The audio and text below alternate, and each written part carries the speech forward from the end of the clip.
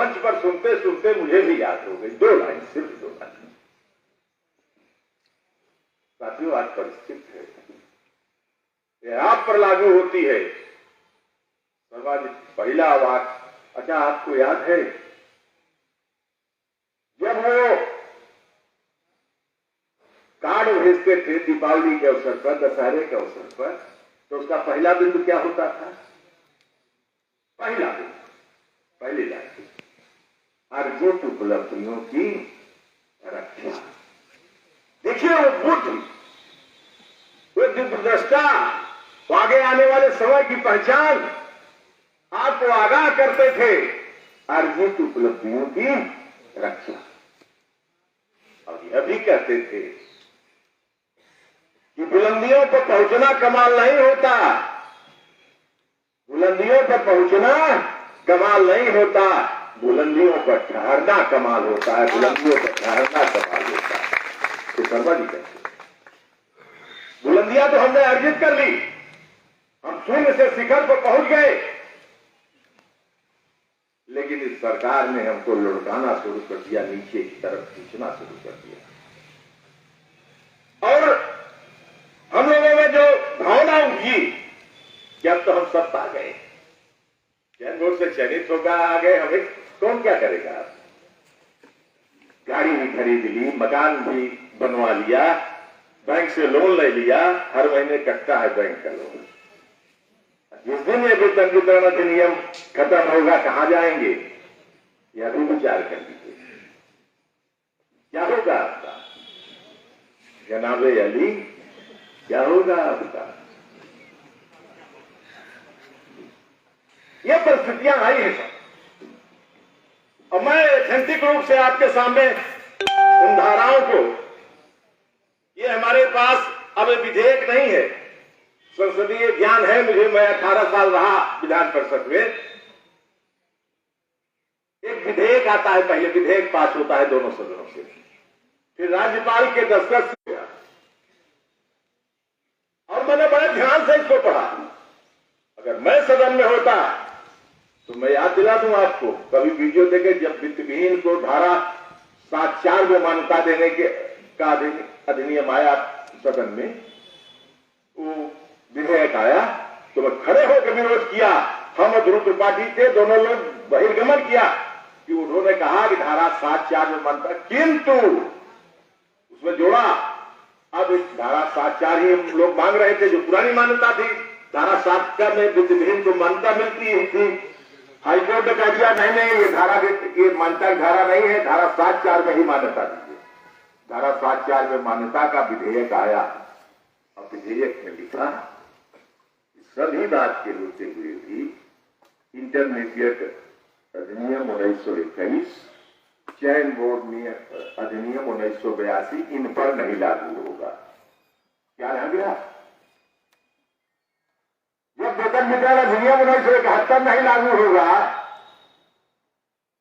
चयन बोर्ड अधिनियम 1982 नहीं लागू होगा, तो क्या रह गया? वित्तविहीन उत्पाद कौन भी मानता? धारा 7(4) में बांटे हुए वित्तविहीन ही रह गए।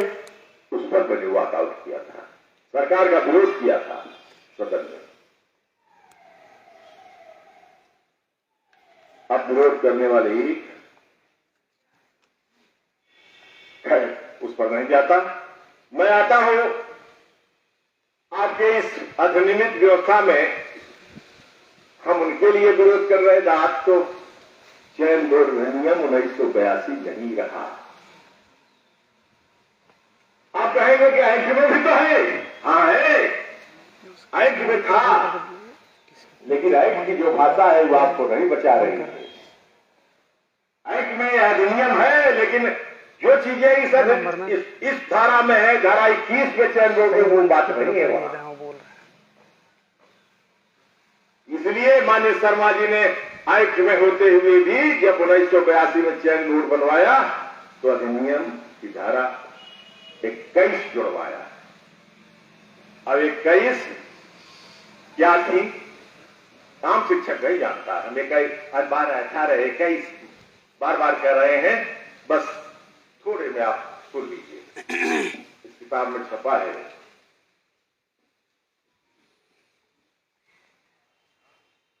धारा 21 है अध्यापकों को पदच्युत करने पर निर्बंधन। आप विद्वान साथी है, निर्बंधन और पदच्युत समझ रहे हैं दोनों बातें। रोक पुस्तक में लिखा है प्रबंध तंत्र बोर्ड पूर्वानुमोदन के सिवाय, बोर्ड माने चयन बोर्ड, चयन बोर्ड के पूर्वानुमोदन के सिवाय किसी अध्यापक को पदच्युत नहीं करेगा, न सेवा से हटाएगा, न सेवा से हटाने की कोई नोटिस देगा, न संचित करेगा, मतलब प्रवक्ता है नहीं कर सकता, न उसकी परिलब्धियों में कोई कमी करेगा वेतन, न किसी अवधि के लिए उसकी वेतन वृद्धि, चाहे वह अस्थायी हो अथवा अस्थायी हो, नहीं रोकेगा। और अगर ऐसा कोई कार्य करता है और ऐसे पूर्वानुमोदन के बिना किया गया ऐसा कोई कार्य शून्य होगा, शून्य। प्रबंधक कर दे वो कार्य उसका शून्य होगा। ये हमारे लिए कवच कुंडल था, ये हमारे जीवन का रक्षक एक कवच है। इस कवच को छीन लिया गया। अब रह क्या गया हमारे पास? चयन बोर्ड अधिनियम नहीं रह गया। उसका भी आप कहेंगे कि आप ऐसे ही कह रहे हैं। तो इस अधिनियम की धारा 31 है, या इसको सुन लीजिए, सुना रहा हूं इसी अधिनियम से, कहीं अलग से नहीं पढ़ रहा हूं। लिखिए धारा 31A, उत्तर प्रदेश उच्चतर शिक्षा आयोग अधिनियम 1980, उत्तर प्रदेश माध्यमिक शिक्षा सेवा चयन बोर्ड अधिनियम 1982 और उत्तर प्रदेश शिक्षा सेवा चयन आयोग अधिनियम 2019। ये आप लोग नहीं जानते होंगे। ये आयोग जो बना है उसी नाम से उत्तर प्रदेश शिक्षा सेवा चयन आयोग अधिनियम 2019। ये 2019 में भी बना था। माननीय शर्मा जी थे, हम लोग सदन में थे, 12 बजे रात तक उस सदन में धरने पर बैठे थे। अंत में मंत्रियों ने आके कहा कि नहीं लागू होगा, माने भले पास हो गया, लागू नहीं होने दिया। रात को ये 19 एक द्वारा निरसित किए जाते हैं। निरसित का मतलब सुनते हैं समाज, आप विश्वास आती निश्चित हो गया। अब रह गया हमारे पास। कल प्रबंधक आपको सस्पेंड करे और आए या साहब अप्रूवल दीजिए, नहीं देंगे तो गुंडाई करेंगे, पैसा के बल पर करा लेंगे। यही धर्म है। टर्मिनेट हो गए, आप कर रही है। वो तो ये कर रहे हैं ना। आप एक वीडियो देखा, लखनऊ में एक बैठक हुई, प्रबंधक महासभा की अध्यक्षता कर रहे थे वर्तमान शासक दल के राज्यसभा सदस्य, पूर्व हमारे मंत्री, शिक्षा मंत्री अशोक वाजपेयी बैठे थे। मैं देख रहा था, 1 मिनट का है शायद, कम था, 1 मिनट कर रहा था। ऐसा है सम्मानित साथियों, अब समय आ गया है। ये शिक्षक हमारे पुत्र हैं। सुप्रीम कोर्ट ने कहा है जो पुत्र अपनी बाप की सेवा न करे उसे अपने हिस्से से बेदखल कर देना चाहिए। हम पुत्र हो गए उसके,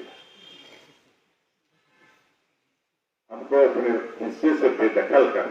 आइए साथियों, हम सरकार को लिख कर भेजें कि जो आप अनुदान दे रहे हैं वापस ले लीजिए, हम सीबीएसई बोर्ड चलाएंगे।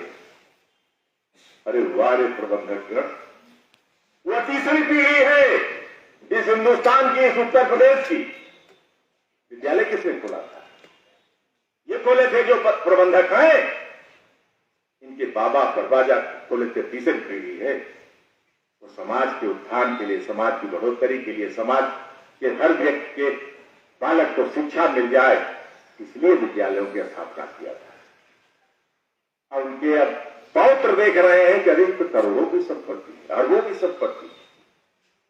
सीबीएसई खोल लो और ऐसे रखो, बड़े पढ़े लिखे नौजवान मिलते हैं, हमारी बहनें मिल जाएंगी पढ़ाने के लिए। थोड़ा सा वेतन 10,000 5,000 दे के पढ़वा लेंगे, अब तो पैसा पैदा करेंगे। आपके विद्यालय को समाप्त करने पर तुलेंगे। ये साजिश की जा रही है, उस्काया जा रहा है कि आप लोग मांगिए मांगिए मांगिए ग्रांट वापस करने का, आप सगुफा छोड़िए। सरकार तो तैयार ही है। आप क्या हैं? अनुदानित टीचर। आप सरकारी हैं? बताइए, हैं? नहीं। अर्ध सरकारी हैं? आप प्राइवेट मैनेजमेंट में काम करते हैं। केवल स्वर्गीय ओम प्रकाश शर्मा, स्वर्गीय पंचानन राय, स्वर्गीय मानदाता सिंह आप महापुरुषों की देन थी। विविध समय उन्होंने एक्ट बनवाकर, नियमावली बनवाकर, अधिनियम में व्यवस्था कराकर इतना बांधा सरकार को कि सरकार बाहर नहीं जा सकती।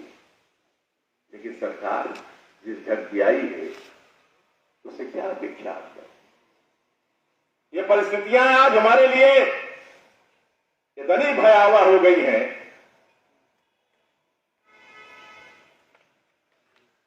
कि प्रबंधक कह रहे हैं कि सरकार अनुदान वापस ले और मेरा अधिकार सौंपे। वो विद्यालय को कब्जा कर लेना चाहते हैं। साथियों, आज करने मरने का समय आ गया है।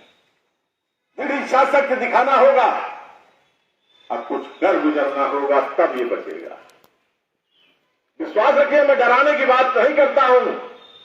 जो डर गया वो मर गया, डरिए नहीं। लेकिन वस्तुस्थिति आपके सामने स्पष्ट करना चाहिए। इसीलिए इस महीने की 11 तारीख से आज 25 तारीख हो गई, निरंतर मैं मंडलीय धरनों में शिरकत कर रहा हूं। आपको एक संदेशा दे रहा हूं कि स्थितियां क्या हैं। मैं कुछ आप चर्चा कर रहे थे 77-78 के आंदोलन की, मैं उसका प्रत्यक्षदर्शी हूं, क्योंकि 1 दिसंबर 76 को कार्यभार मैंने ग्रहण किया था। 77-78 के आंदोलन में मैं 36 दिन के हड़ताल पर था और मैंने देखा है और सुना भी है। जब मैं बताना चाहता हूं शिक्षकों की,